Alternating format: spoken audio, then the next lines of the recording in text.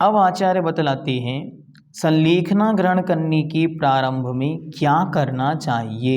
सबसे पहला कर्तव्य क्या हो, तो श्लोक नंबर 124 संलेखना समाधि मरण की विधि। स्नेहम वैरम संगम परिग्रहम चापहाय शुद्ध मनः स्वजनम परिजनमपि च क्षान्त्वा क्षमेत प्रियैर्वचनैः।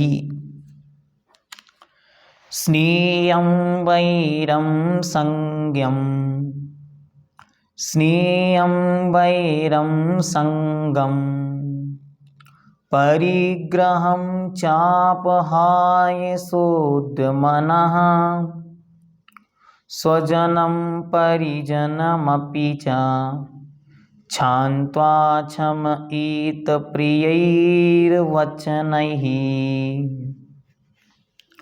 संलेखनाधारी सबसे पहले क्या करे, पूरी विधि आचार्य क्रमशः बतलाते।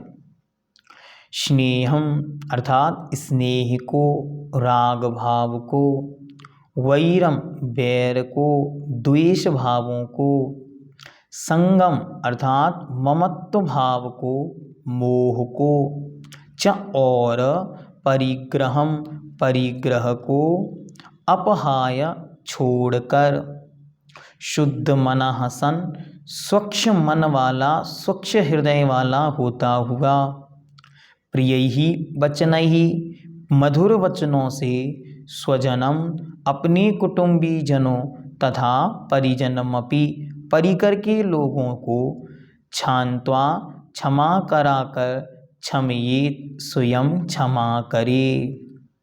समाधि करने वाला पुरुष सबसे पहले क्या करे, तो समाधि मरण धारण करने वाला व्यक्ति उपकारक इष्ट वस्तुओं से राग तथा अनिष्ट वस्तुओं से द्वेष, पति पिता पुत्र स्त्री आदि से ममत्व का संबंध, रिश्ते और बाह्य व अभ्यंतर परिग्रह को छोड़कर शुद्ध मन होकर प्रिय वचनों से अपने कुटुंबी जनों, नौकरों आदि से अपने दोषों की क्षमा करावे तथा आप भी उनके अपराधों को क्षमा करें। ओम नमः सबको क्षमा सबसे क्षमा, अच्छी तरह क्षमा परिणामों को धारण करके सबको स्वयं क्षमा कर दे और सब जीवों को क्षमा याचना कर उनसे अपने अपराधों की क्षमा कराए। सम्यक दृष्टि के स्नेह तथा वैरों दोनों का अभाव होना अनिवार्य है। जैसे जैसे मार्ग में बढ़ता जा रहा है दोनों को छोड़ता चला जा रहा है। सम्यक ज्ञानी ऐसा विचार करता है, मैं तो कर्म के वश होकर इस पर्याय में यहाँ आकर उत्पन्न हुआ हूँ।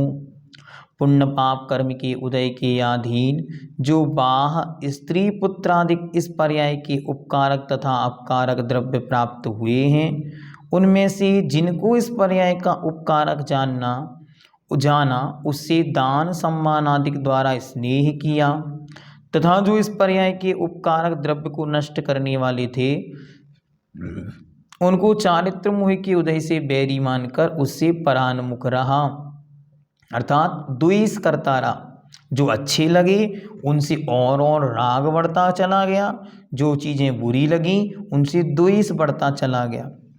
अब इस पर्याय के विनाश होने का समय आया है। अब मैं किससे स्नेह करूं और किससे बैर करूं? अब समझ में आ गया, पर्याय छूटने वाली है, कुछ समय शेष है। कौन अपना कौन पराया, किम मित्रम किम अमित्रम, किम सुंदरम किम असुंदरम।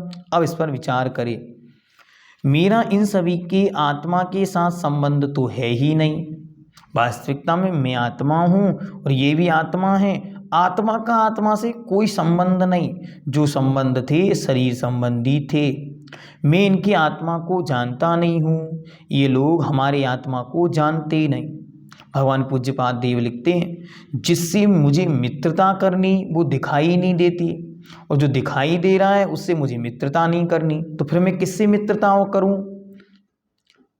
केवल हमारा और इनके शरीर का चमड़ा दिखाई देता है, इस दिखने वाले चमड़े से ही मित्र शत्रु का संबंध है, किंतु ये चमड़े तो अग्नि में भस्म हो जाएंगे तथा एक एक परमाणु उड़ जाएगा। अब किससे स्नेह बैर का भाव रखे, अर्थात यहाँ कोई मेरे स्नेह और बैर का पात्र नहीं है। जो कोई आपसे बिना कारण अभिमान बस ही बैर करने वाले हो, उनसे नम्र होकर क्षमा मांगें। यदि मेरी भूल चूक हो गई है, यदि मैं आप सरीखे लोगों से अपरिचित रहा हूँ, तो मैं अब आपसे प्रार्थना करता हूँ, मेरा अपराध क्षमा कर दें। आप सरीखे सज्जनों के बिना क्षमा कौन करेगा, अर्थात जैसे बने वैसे उनसे क्षमा प्रार्थना करें। यदि आपने किसी का धन धरती छीन ली हो, वह उन्हें वापस देकर प्रसन्न कर कहें। अगर कोई संपत्ति आदि के विवाद में या कोई भी विवाद रह गया है, किसी प्रकार की कोई अवज्ञा अनादर हुआ है, तो उनकी वह संपत्ति आदि उन्हें लौटाकर फिर उनसे कहें, मैंने दुष्टता से आपका धन रख लिया था, जमीन छीन ली थी, वह अब आप वापिस लीजिए। मैं पापी हूँ, दुष्टता से, छल कपट से, लोभ से अंधा होकर मैंने दुराचार किया। अब मैं अंतरंग में पश्चाताप करता हूँ। मैंने आपको बहुत दुख दिया है। मैंने जो अपराध कर लिया है वह तो अब किसी प्रकार से वापस होता नहीं है। अब मैं क्या करूँ, आप मुझे क्षमा करें। इत्यादि सरल भावों से क्षमा मांगे तथा क्षमा प्रदान करें। जो अपने कुटुंबी स्नेही मित्रादि को हो, उनसे इस प्रकार कहना चाहिए। उनसे क्या कहें, तुम हमारे स्नेही संबंधी हो, परंतु हमारा तुम्हारा तो इस पर्याय का संबंध है।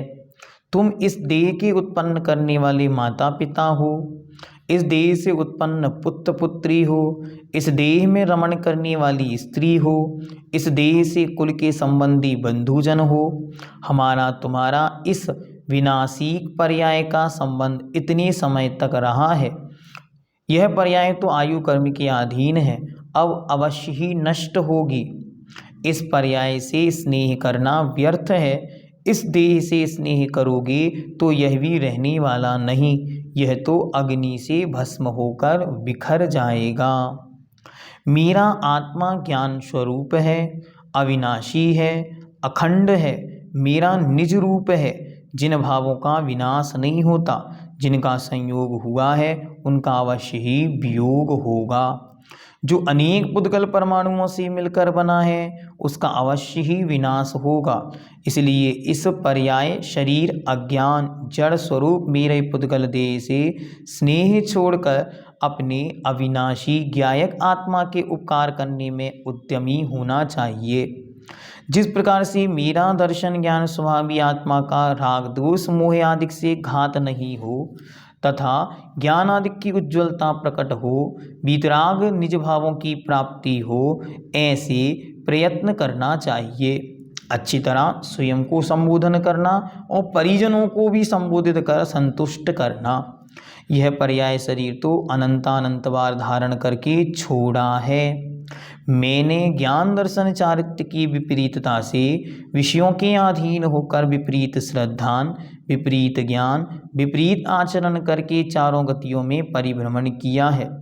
कहाँ तो मेरा समस्त का ज्ञाता स्वरूप, सर्वज्ञ स्वरूप, आत्म स्वरूप है, और कहाँ एक इंद्रिय पर्याय में अक्षर के अनंत विभाग ज्ञान का रहना।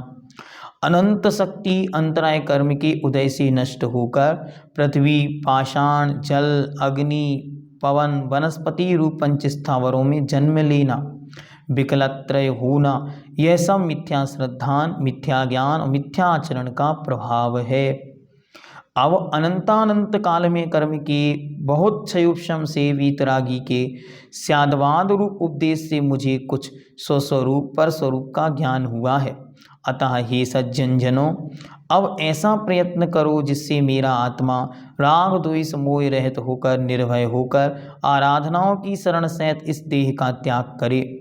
अनादि से मिथ्यात्व सहित अनंतानंतवार बाल मरण अर्थात मिथ्यात्व सहित मरण किया। यदि एक बार भी पंडित मरण करता तो फिर मरण का पात्र नहीं होता। मुनिव्रत सहित सम्यक्त युक्त संलेखना पूर्वक समाधि मरण को पंडित मरण कहते हैं। और केवली की जो अंतिम आयु कर्म का क्षय है उसे पंडित मरण कहते। इसलिए अब देश स्नेह आदिक छोड़कर मेरे जैसे मेरा आत्मा राग आदिक के वश होकर संसार समुद्र में नहीं डूबा, ऐसा प्रयत्न करना उचित है। इस प्रकार स्नेह बैर आदिक छोड़कर तथा देह परिग्रह आदिक का राग छोड़कर मन को शुद्ध करना चाहिए, अर्थात मन को निरंतर निर्मल और सुंदर और अद्भुत बनाते जाना चाहिए।